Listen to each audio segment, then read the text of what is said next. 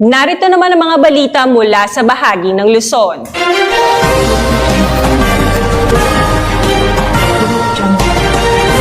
Arestado ang isang explosive at artisan leader ng rebelding grupo na New People's Army, kung saan na-recover din ang mga kagamitan sa paggawa ng pampasabog sa kanyang bahay sa Albay.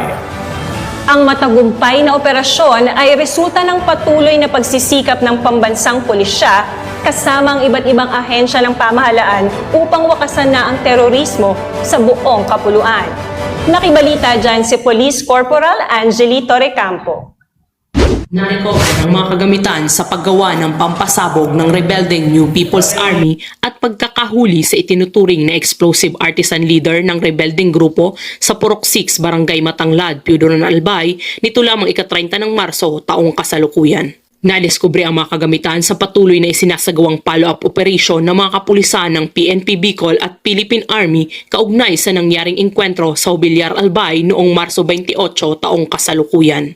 Kinilala ang naarestong sospek na si Ramir na may mga alias na Arsenio, Opesa, Disoy, Andrew, Domeng at itinuturing na Vice Commanding Officer ng Centro de Gravidad Sub-Regional Committee 3, Kometang Probinsya na nakabase sa Albay.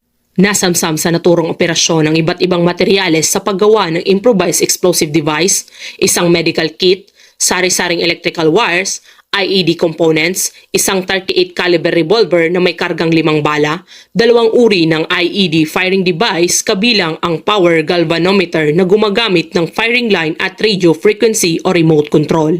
Nasa kustudiya na ng Piudoran MPS ang sospek upang sampahan ng mga kasong paglabag sa Republic Act 9516 at RA 10591. Pinuri ni Police Brigadier General Andre P. Dizon, Regional Director ng PRO5, ang operating team sa matagumpay na operasyon laban sa mga rebelding grupo upang wakasan na ang insurgensiya at terorismo sa rehiyon tungo sa isang mapayapang Bicolandia. Mula dito sa Ligao City, Albay, ako ang inyong PNN Correspondent, Police Corporal Angelito Recampo, alagad ng batas, tagataguyod ng Balitang Pulis.